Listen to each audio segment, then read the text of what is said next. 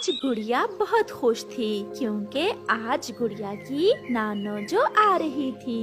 People के बड़े पेड़ पर बैठी गुड़िया अपनी नानो का इंतजार कर रही थी और फिर उसे दूर से ही अपनी नानो आती हुई दिखाई देती है और वो खुशी से उछलने लगती है।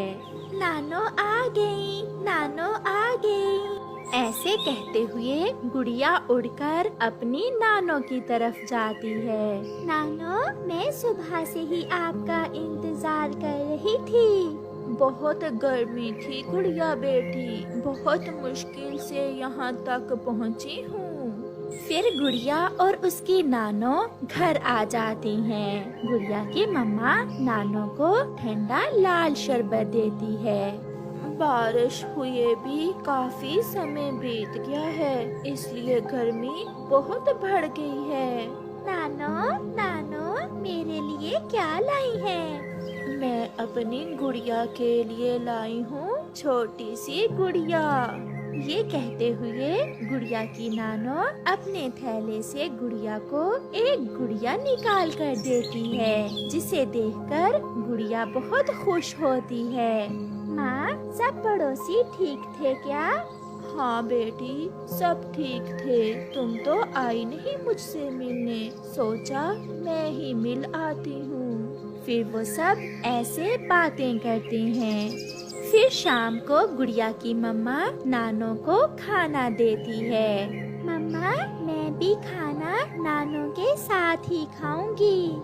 हाँ हाँ, क्यों नहीं, मेरी बेटी मेरे साथ ही खाना खाएगी और मैं नानो के साथ सोऊंगी भी। फिर गुड़िया और उसकी नानो खाना खा लेती हैं। उन दिनों गर्मी भी बहुत बढ़ रही थी और जंगल में मच्छर भी बहुत था। पहले तो वो सब बैठकर बातें करते रहते हैं, मगर जब गुड़िया की मम्मा सोने के समय अपना पंखा चलाती है तो वो खराब था। एक धुआं सा निकलता है और थोड़ा सा चलने के बाद पंखा बंद हो जाता है। ये क्या हुआ गुड़िया बेटी? इस पंखे को भी आज ही खराब होना था। मम्मा, पंखे की तार जल गई है। उधर मच्छर भी नानो के गिर्द गिर्द था। लगता था मच्छर तो आज गुड़िया की नानो को उठाकर ही ले जाएगा। रानो बेटी, यहाँ तो मच्छर बहुत है, मैं बहुत थकी हुई हूँ, कैसे नींद आएगी? आप चिंता न करें माँ, मेरी पड़ोसन कव्वी के घर में एसी लगा हुआ है। आज की रात हम सब वहाँ चले जाते हैं। फिर वो सब गोरी कव्वी के घर चले जाते हैं। गोरी बहन, मेरा पंखा भी आज ही खराब होना था। माँ जी आई हुई है, मच्छर तो सोने नहीं दे रहा था, इसलिए आज की रात हम आपके पास ही रुकेंगे। गोरी तो चुप रहती है, मगर कालू कौवा जो थोड़ा सा गोरी कव्वी से अच्छा था कहता है। हाँ हाँ चिड़िया रानी, ये घर भी आपका अपना ही है। ये कहते हुए कालू कौवा एसी चलाता है। एसी की ठंडी हवा के आते ही गुड़िया और नानो तो सो जाती हैं। चिड़िया, मैं चुप इसलिए थी कि एसी का बिजली का बिल भी बहुत आता है। मैं तो कभी कभार ही एसी चलाती हूँ। कोई बात नहीं गोरी बहन, इस बार जब बिजली का बिल आएगा तो मैं उसमें से कुछ पैसे दे दूंगी।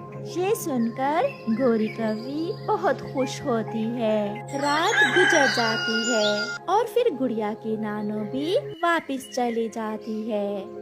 गुड़िया और उसकी मम्मा अपने घर में बैठी हुई थी।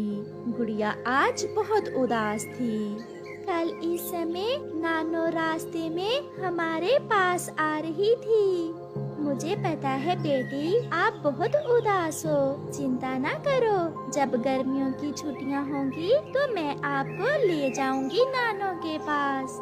ये सुनकर गुड़िया खुश हो जाती है। ऐसे ही कुछ दिन गुजर जाते हैं। अब तो गोरी हर रोज ही एसी चलाकर सोती थी। उसके पति ने पूछा तो कहने लगी,